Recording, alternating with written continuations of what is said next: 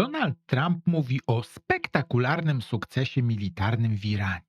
Wymienia kolejne cele, jakie zostały zbombardowane. Tłumaczy, że jedynym logicznym dla Iranu wyjściem jest bezwarunkowa kapitulacja. Iran ani myśli się poddać i mimo wielkich strat jego determinacja rośnie. To niemożliwe, aby atakujący oraz atakowany odnosili jednocześnie sukcesy. Kiedy Donald Trump rozpoczął wojnę handlową z Chinami, zapomniał, że USA potrzebują ich bardziej niż chce przyznać. Całkowity globalny eksport Chin to prawie 2,5 biliona dolarów rocznie, a rynek amerykański stanowi zaledwie 19% tej kwoty.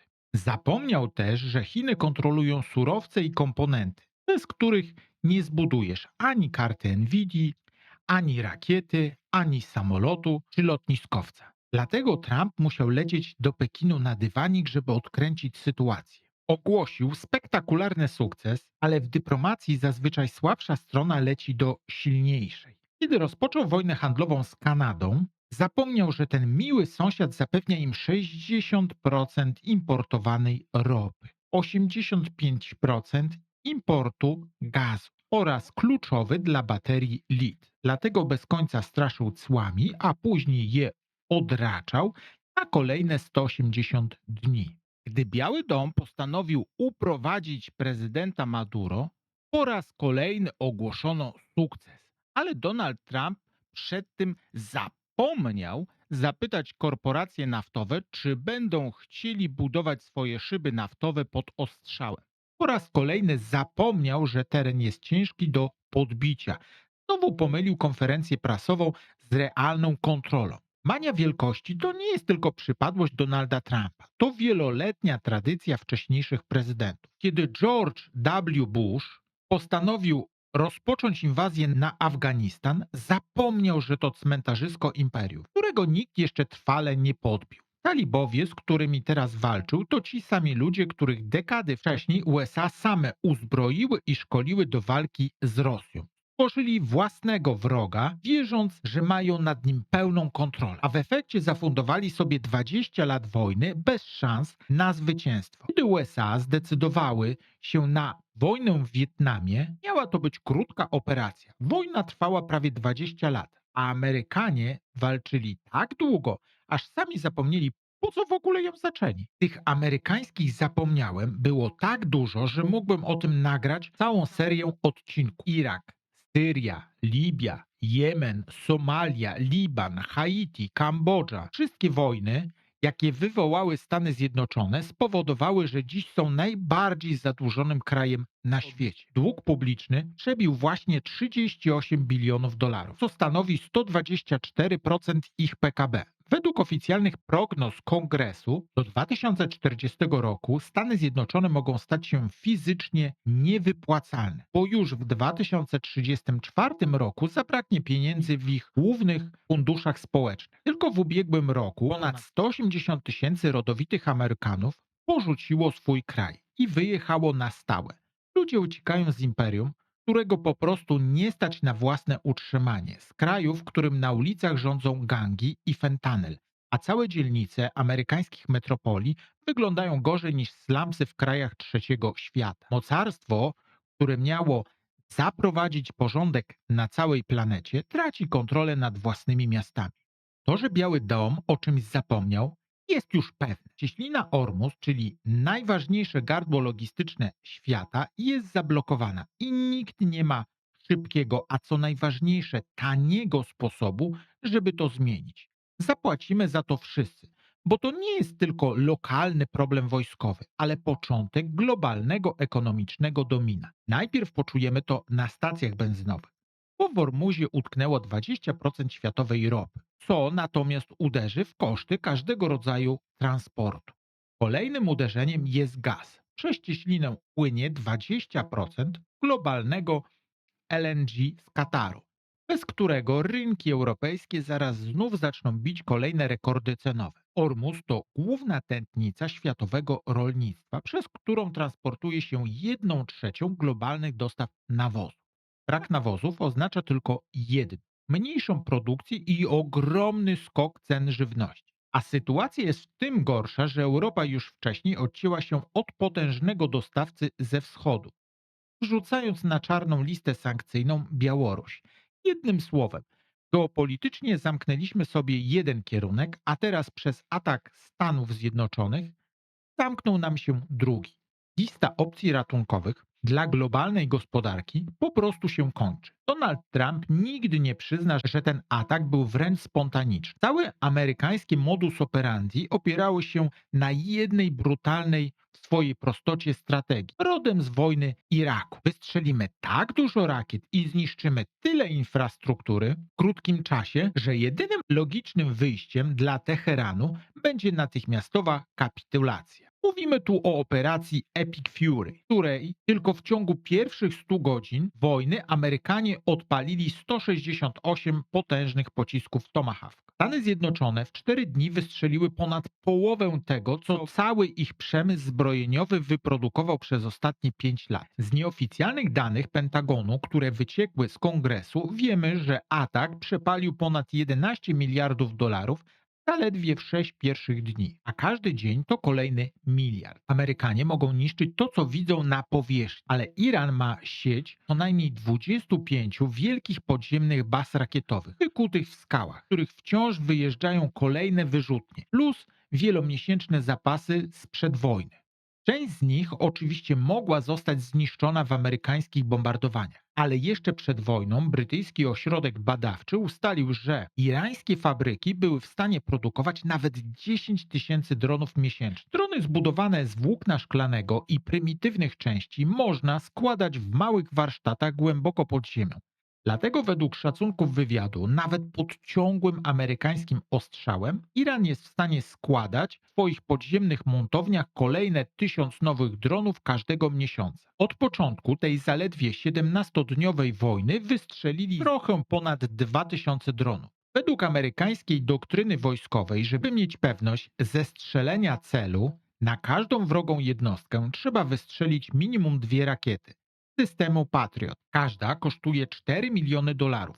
Zróbmy prosty rachunek. Na każdego wystrzelonego przez Iran drona za 20 tysięcy dolarów system obronny odpowiada salwą wartą 8 milionów dolarów. Matematyka dla Izraela wygląda trochę lepiej. Przechwycenie taniego drona przez system żelaznej kopuły kosztuje Izrael około 100 tysięcy dolarów za salwę. Jeśli zagrożenie jest większe i do akcji wchodzi system proca Dawida, wydatek rośnie do 2 milionów. Natomiast kiedy w stronę Izraela leci irańska rakieta balistyczna za 1 milion dolarów, armia odpowiada wystrzeleniem 2 rakiet z systemu Arrow 3. Pojedyncza salwa ratunkowa pożera 6 milionów dolarów. W ten sposób każdego dnia na same tylko rakiety przeciwlotnicze i operacje powietrzne Izrael wydaje nawet do 200 milionów dolarów. W pierwszych dniach marca w ramach operacji uderzeniowej Iran wypuścił nagrania i potwierdził wystrzelenie swojej najbardziej zaawansowanej rakiety hipersonicznej Farad 2. Stany Zjednoczone na swój program rakiet hipersonicznych wydały od 2018 roku ponad 12 miliardów dolarów. Koszt jednej rakiety to zawrotne 41 milionów dolarów, a USA są w stanie wyprodukować jedną taką rakietę na miesiąc. Każda wojna to tak naprawdę walka na zasobność portfela, a ta po prostu miażdży Stany Zjednoczone. Kiedy Amerykanie planują wydać 41 milionów dolarów na jeden pocisk hipersoniczny, rosyjski odpowiednik, taki jak Kinżał, kosztuje około 4,5 miliona, czyli prawie 10 razy mniej. Chińczycy poszli jeszcze dalej. Potrafią zbudować pociski hipersoniczne, wykorzystując komponenty z rynku cywilnego, pijając koszty niektórych modeli do zaledwie 100 tysięcy dolarów. A co z Iranem? Farad 2 to w dużej mierze efekt bliskiej współpracy z Rosją. Dlatego koszt produkcji takiej rakiety w Teheranie to nie więcej niż 1, góra 2 miliony dolarów. Weźmy to jeszcze raz. 41 milionów kontra 1 milion. Dzięki temu rekordowo zadłużone USA przygotowuje właśnie wniosek do Kongresu o przyznanie 50 miliardów dolarów w ramach awaryjnego pakietu finansowego. A to wcale nie jest koniec kosztów. Zaledwie kilka dni temu Pentagon zarządził pilne przerzucenie w rejon konfliktu dodatkowych 2,5 tysiąca żołnierzy piechoty morskiej. Wraz z grupą desantową, by załatać własne niedobory w Zatoce, Amerykanie zaczęli redukować swoje pozycje strategiczne w Azji, wyciągając baterie THAAD i Patriot z terytorium Korei Południowej. Skoro już teraz rachunek za tę wojnę dobija do $1 miliarda dziennie, to uruchomienie floty desantowej i jednostek naziemnych wystrzeli te koszty w kosmos. Irańczycy postanowili strzelać też do sojuszników USA w regionie, którzy udostępniają im tereny pod inwazje wojskowe. Teheran trzyma się prostej zasady. To gość Amerykanów, ten staje się celem. W taki sposób gigantyczny rachunek za tę wojnę płacą dzisiaj Zjednoczone Emiraty Arabskie, gdzie rakiety uderzają w bazę Al-Darfa. Płaci go Katar, zmuszony do przechwycania dronów lecących na potężne centrum dowodzenia w Al-Udaid. Płaci go Kuwejt, Arabia Saudyjska i Bahrajn, gdzie pociski uderzyły prosto w dowództwo amerykańskiej piątej floty, niszcząc przy okazji cywilne wieżowce. Zawarli ten sojusz z Waszyngtonem, wierząc w bezwzględną potęgę amerykańskiej armii. Za samą tylko ochronę i gwarancję bezpieczeństwa zapłacili przez te lata setki miliardów dolarów, kupując od USA najdroższe systemy uzbrojenia na świecie. A dzisiaj? Dzisiaj nad ich głowami po prostu lecą tanie irańskie drony, uderzają w ich infrastrukturę. A przecież przez lata na stole leżały gotowe plany budowania gigantycznego kanału przez Emiraty albo góry Omanu, które pozwoliłyby na zawsze bezpiecznie omijać irańską cieśninę Ormus. Taki projekt wyceniono na 100 do 200 miliardów dolarów.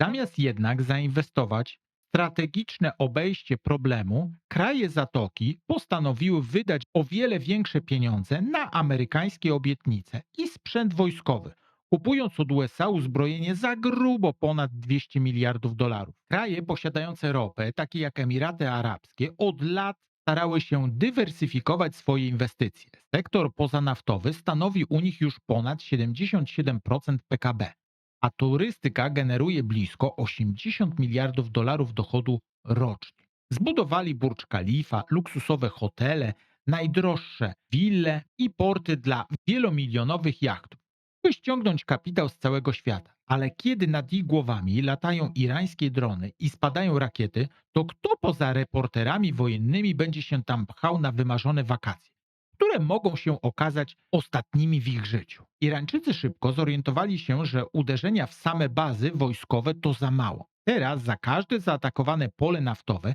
Iran uderza prosto w amerykańskie inwestycje na Bliskim Wschodzie, w tym potężne centra sztucznej inteligencji. Rachunek za wizję Trumpa płacą najwięksi giganci z Doliny Krzemowej.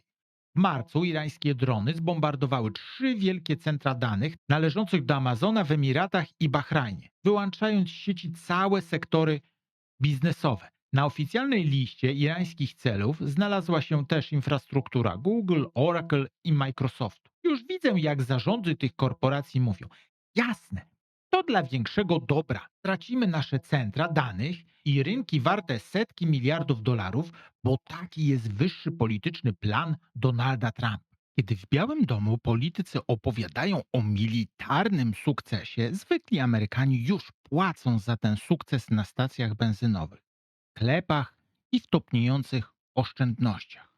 Od momentu rozpoczęcia ataku na Iran ceny zwykłej benzyny w USA wystrzeliły w górę o 27%. Jeszcze gorzej wygląda sytuacja z olejem napędowym, którego potrzebuje cały krajowy transport. Cena od początku konfliktu wzrosła o 34% i po raz pierwszy od lat przebiła barierę $5 za galon. Pamiętacie, jak przed chwilą mówiłem o tym, że Pentagon wystąpił o dodatkowe 50 miliardów dolarów na tę wojnę? Skąd wezmą te pieniądze, skoro po prostu nie ma ich w budżecie? Z dodruku. A co powoduje pusty dodruk pieniądza? Inflację. Inflacja to nic innego jak ukryty podatek obywatela, czy tego chce, czy nie. Spada siła nabywcza pieniądza, więc za ten sam produkt, za który wczoraj płaciłeś $2, dziś musisz zapłacić 5. Niestety, dokładnie ten sam rachunek płacimy teraz w Polsce. Choć nie mamy z tym konfliktem absolutnie nic wspólnego. Zaledwie w 3 dni od wybuchu wojny hurtowe ceny paliw w Polsce wystrzeliły w górę o blisko 30%. Rząd i Orlen oczywiście uspokajają, że sytuacja jest pod kontrolą, a nasze strategiczne rezerwy ropy są pełne. Ale politycy zapominają dodać jednego szczegółu. Te zapasy wystarczą nam zaledwie na kilka tygodni. Co jednak najważniejsze i o czym mówi się najmniej, to utrata płynności w dostawach gazu. Przez paraliż w cieśninie Ormus i brak gazu z Kataru, główny polski producent, czyli Grupa Azoty, już wstrzymał przyjmowanie nowych zamówień na nawozy rolnicze. A brak nawozów oznacza tylko jedno: potężny skok cen jedzenia na półkach w każdym polskim sklepie. Po serii irańskich nalotów mamy potwierdzone przypadki poważnych zniszczeń rafinerii, terminali LNG, lotnisk i kluczowej infrastruktury cywilnej w Emiratach, Arabii Saudyjskiej, Katarze, Kuwejcie i Bahrajnie. A lista uszkodzonych obiektów rośnie z każdym kolejnym dniem ostrzału. Na każdy atak wystrzeliwana jest salwa rakiet przechwytujących, a Emiraty przez uszczuplone zapasy mają już wyraźne, ograniczone możliwości obronne. Według dostępnych szacunków ich możliwości przechwytywania spadły w ciągu zaledwie kilkunastu dni od tej wojny o 26%. Izrael w tym samym czasie ostrzega Waszyngton, że jego magazyny rakiet obronnych szybko się kurczą i że zapasy rakiet przechwytujących dla żelaznej kopuły i systemów dalekiego zasięgu zbliżają się do poziomów, które izraelskie dowództwo nazywa już krytycznymi. Iran nie tylko zablokował cieśninę Ormus, ale zrobił z niej papierek lakmusowy dla całego świata. Na wzór waszyngtońskiego: jesteś z nami czy przeciwko nam? Teheran mówi dziś tankowcom: jeśli jesteś z nami, możesz płynąć jak chińskie statki. Jeśli jesteś przeciwko nam, płać rachunek razem ze Stanami Zjednoczonymi. Waszyngton na początku buńczucznie zapowiadał, że amerykańska marynarka będzie eskortować tankowce i że świat może spać spokojnie, bo szeryf jest w mieście. Ale w praktyce nie eskortują dziś żadnego statku, a Pentagon kluczy w komunikatach i unika wysyłania swoich okrętów w najgorętszy punkt Ormuzu z powodu ryzyka ataków i zatopienia tej rzekomo niezatapialnej floty. Donald Trump jeszcze niedawno opowiadał o niezrównanej amerykańskiej armii, a teraz szuka chętnych, którzy dołączą się do jego konfliktu. Próbuje wymusić, żeby NATO, które jest sojuszem obronnym, przyłączyło się do jego krucjaty. A kiedy to nie działa, idzie po kolei do stolic Niemiec, Francji, Wielkiej Brytanii i słyszy jedno krótkie nie. Donald Trump nazwał Ali Chameneiego najgorszym człowiekiem świata, tylko że ten człowiek miał swoje przekonania. Kiedy Irak zaatakował Iran w 1980 roku i w wojnie zaczął używać broni chemicznej, Ali Chamenei powiedział, że to sprzeczne z religią i że Iran w odwecie nie powinien iść tą drogą. Dzisiaj dzięki odtajnionym raportom CIA oraz analitykom amerykańskiego wywiadu, takim jak Rick Francona, wiemy, że Stany Zjednoczone doskonale wiedziały o tym, że Saddam Hussein gazuje cywilów i irańskich żołnierzy. Zamiast go powstrzymać, Amerykanie wręczyli mu precyzyjne zdjęcia satelitarne i dane wywiadowcze, żeby mógł kierować swoje ataki chemiczne jeszcze celniej. Warto o tym pamiętać, gdy dzisiaj Biały Dom próbuje nas uczyć moralności. Ali Chamenei był też orędownikiem tego, by Iran nie posiadał broni atomowej i przez lata trzymał się zasady, że program nuklearny ma być cywilny, a nie wojskowy. Teheran przestrzegał porozumienia nuklearnego P5+1, dopóki Donald Trump nie wycofał z niego Stanów Zjednoczonych. W 2026 roku po raz kolejny był gotów wrócić do programu antynuklearnego. I to nawet na ostrzejszych warunkach niż w porozumieniu 5+1. Ale dla Donalda Trumpa to było za mało. Zamiast korzystać z pokojowego układu, uznał, że o wiele lepiej będzie po prostu zbombardować ten kraj i spróbować zainstalować tam własny rząd. Taki układ załatwiłby Amerykanom dwie rzeczy naraz: przejąć pełną kontrolę nad ich surowcami i kupować irańską ropę za bezcen. W ataku zginął nie tylko Ali Chamenei, ale także większość kandydatów, których Donald Trump byłby w stanie zaakceptować jako następców.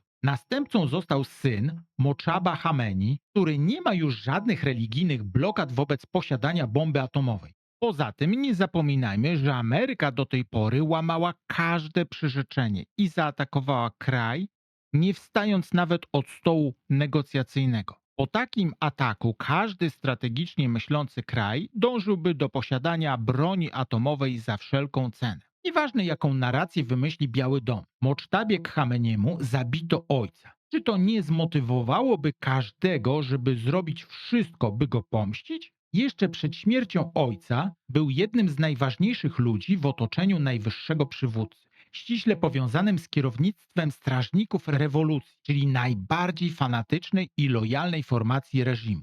Zbombardowanie szkoły z dziewczynkami w środku i uderzenia w kolejne obiekty cywilne przekonały nawet najbardziej nieprzekonanych do reżimu, że to już nie chodzi o spór o władzę, tylko o walkę o przetrwanie. Eksperci ze Stanów Zjednoczonych, byli wojskowi, CIA, ekonomiści, senatorowie mówią jedno. Biały Dom nie ma pojęcia, co jest celem końcowym tej wojny.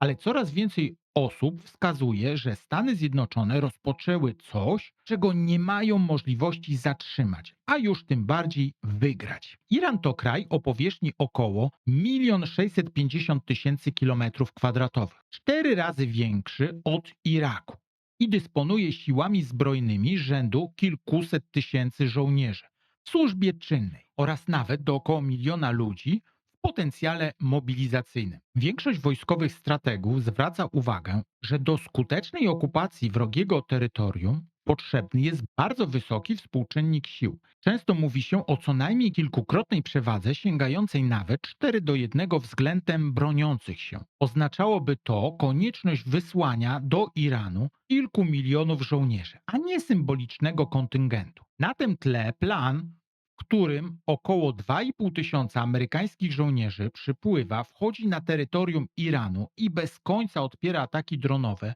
przeszukując kraj wielkości ponad 1,5 miliona km², wygląda jak szukanie igły w stogu siana. Z własną milionową armią, rozproszoną infrastrukturą i trudnym górzystym terenem. Przez interwencję w Iranie ceny ropy wystrzeliły w górę, a rynek zaczął grać pod długotrwałe ryzyko zablokowania Zatoki Perskiej i cieśniny Ormus. W tej sytuacji Rosja, która jeszcze niedawno dusiła się od sankcji, nagle stała się jednym z głównych beneficjentów wojny. Na samym wzroście cen jej budżet potrafi dziś zgarnąć nawet 150 milionów dolarów dziennie dodatkowych wpływów z ropy. To daje przychód nawet 5 miliardów miesięcznie. Biały Dom w swojej desperacji musiał poluzować sankcje na rosyjską ropę. Ameryka jeszcze niedawno była absolutnie przekonana o swojej wyższości. Dziś wydzwania na Kreml i próbuje wytargować układ: ograniczymy przekazywanie danych wywiadowczych Ukrainie, jeśli wy przestaniecie wspierać wywiadowczo Iran. Niedługo po wybuchu wojny w okolicach cieśniny Ormus pojawiła się najnowocześniejsza chińska jednostka rozpoznawcza Liu Wang-1, której systemy potrafią prowadzić nasłuch i obserwacje na dystansie nawet 6000 km. Oficjalnie, żeby chronić chińskie interesy w regionie. Z licznych doniesień wynika jednak, że ten okręt i chińskie systemy satelitarne zbierają w praktyce dane o ruchach amerykańskich okrętów, statkach, startach rakiet i pracy radarów obrony przeciwlotniczej. Zachodnie analizy wprost sugerują, że zebrane informacje mogą być przekazywane Iranowi w czasie zbliżonym do rzeczywistego, dając Teheranowi coś w rodzaju boskiego widoku z góry na operacje USA i Izraela. W wywiadach irański minister spraw zagranicznych Abbas Araghchi wprost nazywa Rosję i Chiny strategicznymi partnerami Teheranu i potwierdza, że współpraca polityczna, gospodarcza i wojskowa z tymi państwami trwa nadal, także w trakcie wojny z USA i Izraelem. W interesie Chin jest nie tylko zabezpieczenie dostaw surowców, ale też systematyczne niwelowanie przewagi USA w Zatoce Perskiej. A Donald Trump w tym klimacie odkłada swoją wizytę w Pekinie, oficjalnie tłumacząc to koniecznością osobistego nadzoru nad wojną z Iranem, de facto próbując jednocześnie straszyć Pekin, nie mając w sumie żadnych kart. Kolejnym sygnałem, że oficjalna propaganda sukcesu nie ma za wiele wspólnego z tym, co dzieje się za kulisami, jest nerwowa próba kontaktu Waszyngtonu z Abbasem Araghchim, ministrem spraw zagranicznych Iranu. Gdy tylko dziennikarze pytają o te rozmowy, Biały Dom natychmiast zaprzecza i upiera się, że to nie my, to oni pierwsi dzwonili. Większość ekspertów z USA uważa, że Donald Trump powinien przełknąć ten gorzki owoc i wycofać się z regionu. Ale znając jego ego, pewnie tego nie zrobi. Iran ma w planach ciągnąć ten konflikt nawet przez pół roku i jest zmotywowany, żeby walczyć do ostatniej kropli krwi. Teheran wysyła bardzo prosty komunikat. Poczekamy, aż cena baryłki skoczy do $200. Przed rozpoczęciem konfliktu pojawiły się liczne informacje o tajemniczych transportach. Rosyjskie samoloty cargo miały latać wahadłowo między Teheranem a Moskwą, wywożąc złoto, broń i nie wiadomo co jeszcze z Iranu do Rosji. To może sugerować, że część zaplecza finansowego na prowadzenie obrony mają w sojuszniczym kraju. Liczne źródła pokazują, że Iran szykował się na ten konflikt od lat. Już przed wybuchem wojny Gwardia Rewolucyjna regularnie ćwiczyła scenariusze ataków na amerykańskie bazy i żeglugę w Zatoce. Rozbudowywała arsenał rakiet balistycznych i dronów. Dziś sama oficjalnie chwali się, że jest przygotowana na co najmniej 6 miesięcy intensywnej wojny na obecnym poziomie. Biały Dom powie, że to propaganda. Część nagrań jest rzeczywiście tworzona przy użyciu sztucznej inteligencji. Iran aktywnie wykorzystuje wojnę medialną, tak samo jak robią to Stany Zjednoczone, serwując swoją propagandę sukcesu. Jednym z elementów wojny informacyjnej jest przypadek Netanyahu. Iran uparcie szerzy informację, że Netanyahu zginął w jednym z udanych ataków. Kancelaria premiera Izraela wrzuca kolejne nagrania, które mają udowodnić, że szef rządu żyje. Ale same te dowody budzą jeszcze większe wątpliwości. Pierwsze przemówienie po rzekomym zamachu część analityków i narzędzi do weryfikacji oznacza jako potencjalnie generowane lub mocno podbite przez sztuczną inteligencję. A w drugim nagraniu z kawiarni, gdzie Netanyahu ma na luzie pić kawę i żartować z plotek o swojej śmierci, wielu ekspertów widzi cechy typowe dla deepfake'ów oraz nienaturalne zachowanie postaci. Także nie zajmuję się plotkami i nie mam dziś twardych dowodów ani za, ani przeciw. Ale pozostaje jedno ale. O wiele łatwiej jest dać prosty, wiarygodny dowód życia i ostatecznie obalić plotki, niż przez tygodnie siać propagandę o udanej operacji. Skoro to takie proste, to dlaczego Izrael najpierw wypuścił nagranie, które wielu analityków uznało za 100% fałszywe, a drugie nagranie z kawiarni możemy co najwyżej nazwać sporne? Pokazanie jednoznacznego dowodu, że Netanyahu żyje, ośmieszyłoby Iran, ale jeśli wersja o jego śmierci jest prawdziwa,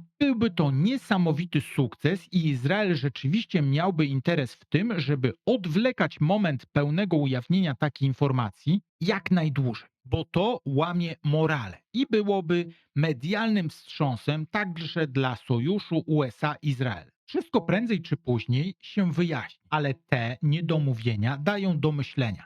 A sporne zdarzenie potrafi już realnie zmienić przebieg tej wojny. Stany Zjednoczone nie mają ani takich zapasów, ani rakiet, ani przygotowanego zaplecza finansowego, żeby prowadzić kolejną długą wojnę. Tylko jeszcze bardziej powiększy ich rekordowe zadłużenie. Skutki ekonomiczne tej decyzji zmieniają świat. BRICS będzie mocny jak nigdy, a Chiny staną się dla wielu państw wymarzonym partnerem. Cichym, spokojnym, który nie mówi ci jak masz żyć we własnym domu. Coraz częściej pojawiają się sygnały, że jednym z nieformalnych warunków zakończenia tej wojny byłoby odejście od dolara w rozliczeniach za ropę i przejście na juana lub inne waluty krajów BRICS. Brzmi niewinnie, jak zmiana w księgowości, ale w rzeczywistości taka decyzja byłaby dla amerykańskiej gospodarki znacznie groźniejsza niż tysiące tanich dronów wystrzeliwanych Iranom. Dodatkowo z Chin robi jeszcze mocniej zainteresowanego, cichego partnera, by plan USA się nie powiódł. Donald Trump w ostatnich przemówieniach mówi: jeśli Iran chce się tak bawić, nasz gniew będzie nie do opisania. mamy najpotężniejszą armię na świecie. W tym samym czasie na ich najnowszym lotniskowcu USS General Air Ford, który stacjonuje w regionie specjalnie po to, by budzić grozę wśród Irańczyków, najpierw zatkały się toalety i marynarze musieli czekać w kolejce nawet po 45 minut. Potem wybuchł tam gigantyczny pożar, z którym załoga walczyła 30 godzin. Lista wad i usterek cały czas rośnie i wygląda na to, że dla amerykańskiej armii zwykła proza życia jest bardziej niebezpieczna niż irańskie drony czy rakiety. Słucham wypowiedzi Donalda Trumpa i zapewnień jego doradców o wielkim sukcesie. I coraz trudniej mi zrozumieć, na czym ten sukces niby ma polegać. A co gorsza, co USA w tym konflikcie chcą osiągnąć, bo Biały Dom co chwila zmienia zdanie w tej sprawie.